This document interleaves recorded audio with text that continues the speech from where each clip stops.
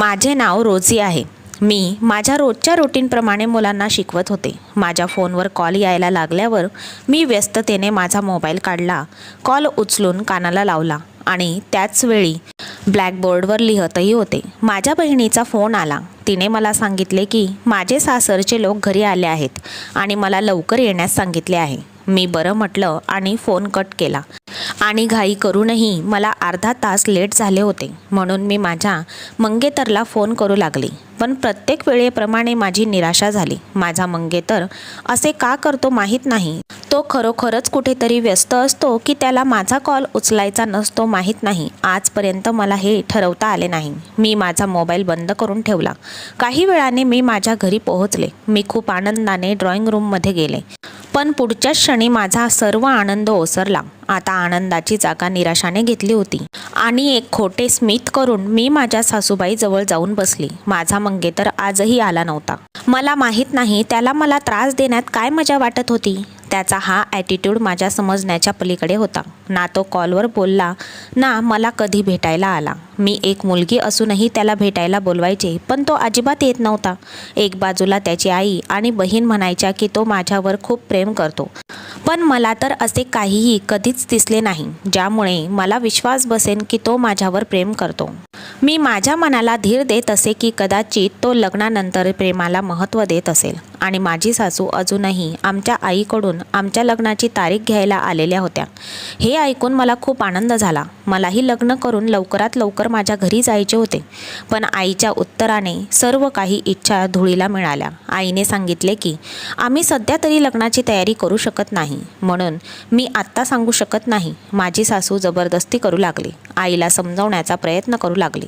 पण माझी नणंद म्हणाली की आई, आपल्याला धीर धरायला हवा. तयारीला वेळ लागतो आणि त्यांच्या घरी कोणीही पुरुष नाही. त्यांना सर्व तयारी एकट्याला करावी लागणार आहे. त्यावेळी नंदेचे बोलणे ऐकून ती खूप हुशार आहे असे मला लक्षात आले होते. ते लोक निघून गेल्यावर आई माझ्यासमोर हात जोडून म्हणाली, मला माफ कर, पण माझा नाईलाज आहे. कारण तुझ्याशिवाय दुसरा कोणीच घरात कमावणारा नाही आणि तूही जर लग्न करून तुझ्या घरी निघून गेलीस तर घर कोण चालवणार. आईचे म्हणणे ऐकले आणि लक्षात आले की ती बरोबर म्हणते आहे की जर आपण आणखी एखादा वर्ष वाट पाहिली तर माझी बहीण पदवीधर होईल आणि त्यानंतर तिला त्याच शाळेत शिक्षिका म्हणून जॉब मिळेल ज्या शाळेत मी 4 वर्षांपासून शिक्षिकेचं काम करत आहे. मी आईला धीर दिला आणि सांगितले की काही हरकत नाही आई, मी थांबेन. आणि असंही माझे वय फक्त 22 वर्ष आहे. मी कुठे खूप मोठी झाली आहे. त्यामुळे 1 वर्ष अजूनही वाट पाहिली तरी फारसा फरक पडणार नाही. रात्रीचे जेवण झाल्यावर मी माझ्या खोलीत जाऊ लागले. मी दार उघडताच आत बसलेली माझी बहीण दचकून उठली. बऱ्याच दिवसांपासून तिचे हे असे वागणेही पाहत होते मी. बसल्या बसल्या दचकायची आणि नेहमीच घाबरलेली असायची. मला तिच्या भीतीचे कारण जाणून घ्यायचे होते. मी तिला प्रश्न विचारल्यानंतर तिचा चेहरा लाल झाला. तिने मोठ्या कष्टाने स्वतःवर नियंत्रण ठेवले आणि म्हणाली, दीदी, मी एक भयानक कथा वाचत होते त्यामुळे मला भीती वाटू लागली होती. मी सतत तिच्या डोळ्यात पाहत होते. तिने ज्या पद्धतीने उत्तर दिले तिचे डोळे आणि तिची जीभ तिला अजिबात साथ देत नव्हती. ती नक्कीच माझ्यापासून काहीतरी लपवत होती. पण त्यावेळी मी खूप थकले होते. मी काही न विचारता फ्रेश होण्यासाठी वॉशरूममध्ये गेले होते. असेच दिवस जात होते. एक दिवस शाळेत मी मुलांच्या वह्या तपासत बसले होते. त्या दिवशी मला सगळ्या मुलांच्या वह्या तपासायच्या होत्या. मी शाळेत जाण्याआधीच माझा फोन सायलेंटवर ठेवला होता. 2-3 तासांनी सगळ्या वह्या तपासून झाल्यावर मी स्टाफरूममधून बाहेर आले. तेव्हा रिसेप्शनिस्टने मला सांगितले की तुझ्या आईचे 2-3 कॉल आले आहेत आणि तुझी आई तुझ्या बहिणीला घेऊन इथे आलीही होती आणि खूप रडतही होती. पण तुम्ही डिस्टर्ब करायला मनाई केली होती म्हणून मी सांगितले नाही.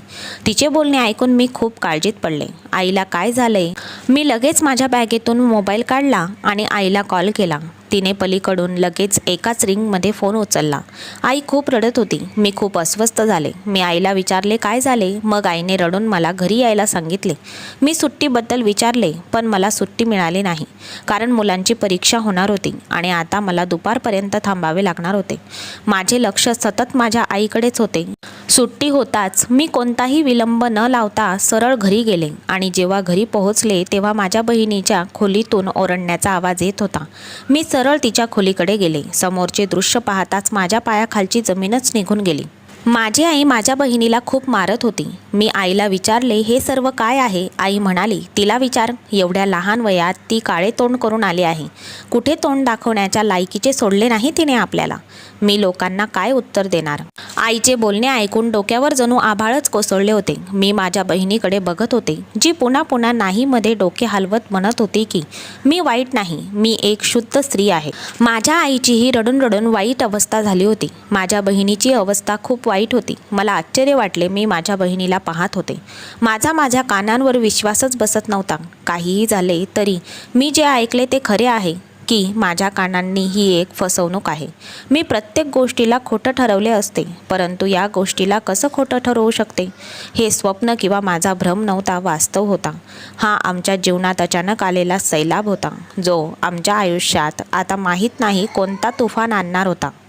माझे नाव रोजी आहे आणि मी UPमधील एका छोट्याशा गावात राहते. मी गेल्या 4 वर्षांपासून एकटी राहते. कधी माझंही एक कुटुंब होतं, ज्याच्यावर मला गर्व होता, ज्या कुटुंबावर मी माझा जीव ओवाळून टाकायचे.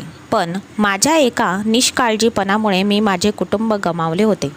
कधी कधी परिस्थिती अशी होते की आपल्या हातात काहीही राहत नाही. जर आपण त्या गोष्टीला बरोबर करण्याचाही प्रयत्न केला तरीही आपल्याकडून चुकतेच. आणि अशा परिस्थितीत आपल्याला आपल्या प्रियजनांची गरज असते. परंतु अशा परिस्थितीत जेव्हा आपला साथ देत नाहीत, तेव्हा कोणतीही तक्रार करता येत नाही. माझीही कथा अशीच आहे. मी 4 वर्षांची होते तेव्हा माझ्या आई वडील वेगळे झाले होते. कारण माझ्या आजोबांनी माझ्या आईचे लग्न माझ्या वडिलांची जबरदस्तीने केले होते. कारण तिला माझे वडील आवडत नव्हते. सगळे म्हणायचे की आई लग्नानंतर माझ्या वडिलांची जुळवून घेईल, परंतु आईने असे केले नाही. माझ्या जन्मानंतरही तिने माझी काळजी घेतली नाही आणि तिने कधीही माझ्या रडण्याची किंवा हसण्याची पर्वा केली नाही. ते तर बरे झाले की या घरात एक माणूस उपस्थित होते, ज्याला 1 मिनिटही माझे रडणे सहन व्हायचे नाही. ती मला उचलून सोबत घेऊन जात असे. आईसारखी माझी काळजी घेत असे. ती व्यक्ती म्हणजे माझी काकू होती. ती खूप चांगली होती. माझ्या आईचे असले वागणे माझ्या वडिलांना माहीत होते. त्यांनी तिला समजवण्याचा खूप प्रयत्न केला, पण कदाचित तिला माझ्या वडिलांसोबत राहायचेच नव्हते. एक दिवस तिला संधी मिळाली.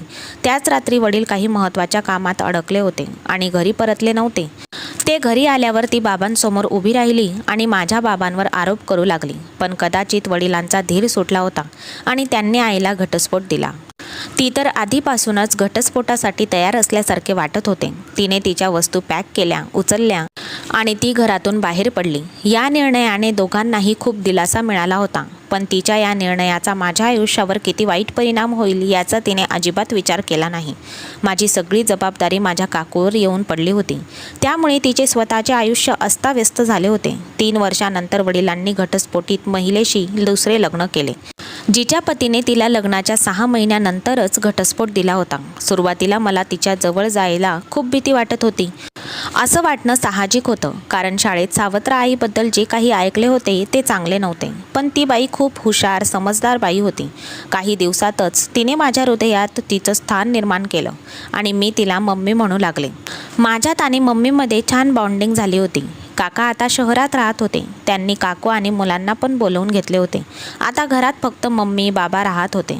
पुढच्याच वर्षी मला एक छोटीशी बहीणही झाली होती, जिच्या येण्याने जणू काही आमचं आयुष्य पूर्ण झालं होतं. आमच्या जीवनात आता आनंदच आनंद होता. पण एक दिवस आमच्या आयुष्यात एक वादळ आले, ज्याने आमचे सर्व काही हिरावून घेतले. त्यावेळी माझी धाकटी बहीण फक्त 2 वर्षाची होती आणि मी 10 वर्षाचे होते.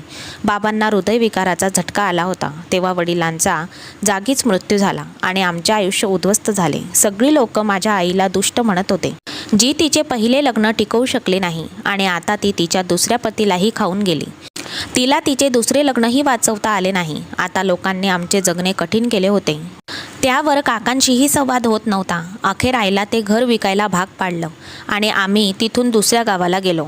घरच्या पैशांनी आईने एक छोटेसे घर घेतले आणि उरलेले पैसे खात्यावर ठेवले होते. माझं ॲडमिशन इथल्याच एक शाळेत करण्यात आले होते.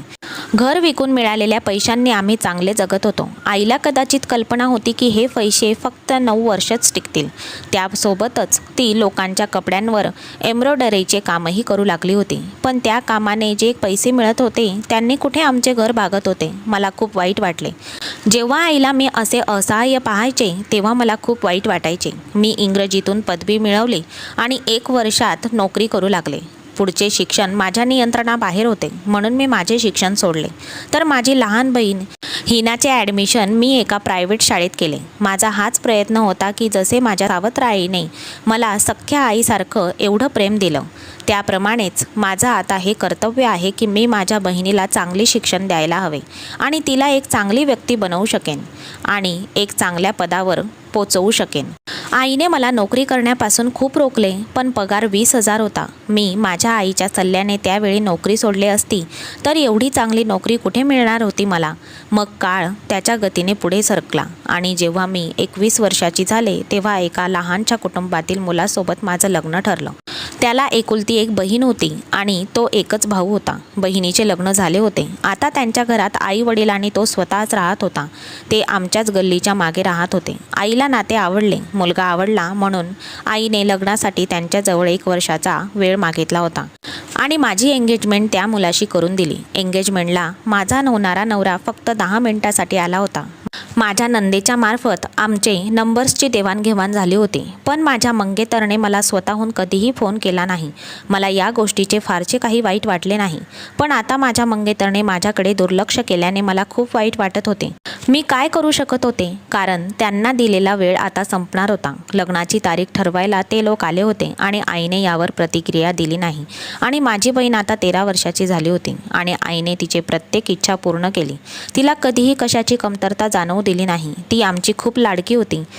पण आज मी जी बातमी ऐकली होती त्या बातमीवर नेमकी काय प्रक्रिया द्यावी हे मला समजत नव्हते. आमच्या संगोपनात काय उणीव झाली, आमची चूक कुठे झाली हे मलाही कळत नव्हते की तिने एवढे मोठे पाऊल उचलले. आईने दिलेला धक्का मला सहन होत नव्हता. मी बराच वेळ स्तब्ध उभी होते. हिना शाळेतून परत आली तेव्हा ती खूप अस्वस्थ होती. पोटदुखीबरोबरच तिला चक्करही येत होती. तिला वेदना होत होत्या. तेव्हा आईने मला कॉल केला होता, पण मी कॉल उचलला नाही, उत्तर दिले नाही, म्हणून आई तिला दवाखान्यात घेऊन गेली. तिची प्रकृती पाहून डॉक्टरांना तिच्यावर संशय आला होता आणि म्हणूनच त्यांनी काही चाचण्या करायला सांगितल्या होत्या. अहवाल पॉझिटिव्ह आला तेव्हा डॉक्टरांचा संशय खरा ठरला. तिचा रिपोर्ट किंचाळून सांगत होता की फक्त 13 वर्षाची माझी बहीण आई होणार होती. मी हिंमत एकवटली आणि माझ्या बहिणीकडे जाऊन विचारले की तिने असे का केले. तिच्या चारित्र्यावर तिने स्वतः एवढा मोठा डाग लावला आहे. माझ्या तोंडून हे शब्द ऐकून ती झटकन उठली. या समस्येतून बाहेर पडण्यासाठी काहीतरी उपाय शोधायचा होता. मी अनेक वेळा माझ्या बहिणीच्या खोलीचा दरवाजा ठोठावला, पण तिचे दार उघडले नाही. मला तिला फक्त विचारायचे होते की तिच्यावर अत्याचार कोणी केला आहे की तिने स्वतः. पण एवढी छोटी मुलगी असे कसे करू शकते हे सगळं माझ्या समजण्यापलीकडे होते. मी थकले होते आणि मी तिला समजवण्याचा प्रयत्न करेल आणि मी माझ्या खोलीत गेले. दुसऱ्या दिवशी सकाळी उठण्याआधीच ती शाळेत गेली होती आणि मीही आईला समजवले की शांत राहा, निघेल काहीतरी मार्ग. मी शाळेत गेले. शाळेतही माझ्या मनात तेच विचार खेळत होते. बदनामी होण्याची भीती मला सतावत होती. तेव्हा माझी मैत्रीण म्हणाली की तू तुझ्या बहिणीला गर्भपात करण्यास भाग पाड. मी घरी जाऊन माझ्या आई आणि बहिणीला सांगितले, पण माझी बहीण लगेच ताठ झाली. तिला हे कोणत्याही प्रकारे नको होते. तिला ना बदनामीची भीती वाटत होती, ना तिच्या चारित्र्यावर डाग पडण्याची भीती वाटत होती. उलट काही झाले नाही असे म्हणून ती अगदी निवांत बसली होती.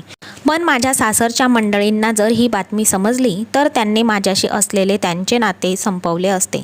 ही समस्या संपवण्यासाठी मला काहीही करावे लागले तरी मी तयारच होते, कारण ते आमच्यासाठी बदनामी करण्याशिवाय दुसरे काहीही नव्हते. हे प्रकरण जितके अधिक वाढले तितके आमच्यासाठी कठीण होईल, कारण माझ्या बहिणीची तब्येत बिघडत चालली होती आणि तिच्या बदलत्या फिक्कट रंगामुळे कोणालाही शंका येऊ शकते. त्यामुळे आईने तिला शाळेत जाऊ दिले नाही आणि तिला नेहमीसाठीच खोलीत कोंडून ठेवले. मी तिला खूप समजवण्याचा प्रयत्न केला की तिने तिच्यावरचा हा डाग काढून फेकून द्यायला हवा, पण ती ऐकायला तयारच नव्हती. मग मी दूध गरम करून ग्लासमध्ये ओतले आणि माझ्या खिशातून एक छोटीशी बाटली काढली. त्यात गर्भपाताचे औषध होते.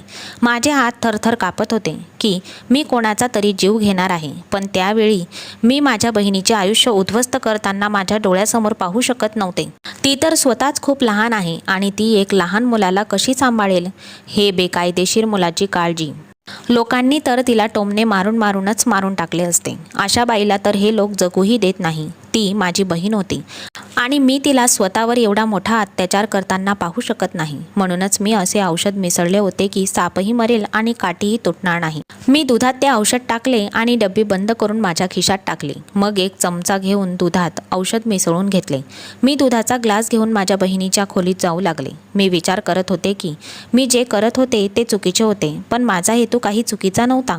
मला फक्त माझ्या बहिणीला या समस्येतून मुक्त करायचे होते, जेणेकरून आम्ही सर्वजण पूर्वीसारखे आनंदी जीवन जगू शकू.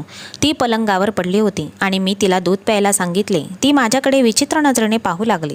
आता मी तिला औषधाचा एक डोस द्यायला सुरुवात केली होती. आठवड्याभरातच औषधाच्या पहिल्याच डोसापासून सुरुवात व्हायला हवी होती, पण कदाचित जास्त वेळ लागला. एक दिवस मी माझ्या शाळेत गेले होते, परंतु या गोष्टीने अनजान होते की माझ्या मागे माझ्या घरात काय होईल. आज मीटिंग होती, त्यामुळे सर्व शिक्षकांचे फोन बंद करण्यात आले होते आणि आम्ही दिवसभर खूप व्यस्त राहिलो. मला तर रात्री देखील झोप येत नव्हती, म्हणून मोबाईल पाहत बसले होते. त्यानंतर मी मोबाईल असाच बॅगेत ठेवला होता. त्याला ऑन देखील केला नव्हता. अचानक एक प्रॉब्लेम झाला. त्यावेळी माझी आई माझी लहान बहीण होते, पण मीटिंग असल्यामुळे मला कॉल उचलता आला नाही. मी जेव्हा घरी गेले तेव्हा खूप लेट झाले होते. त्यावेळी माझी आई माझी लहान बहीण होते. त्यांचा आवाज बाहेरपर्यंत येत होता. त्यांच्या आवाजावरून वारंवार मला दुर्घटना घडण्याची सूचना येत होती.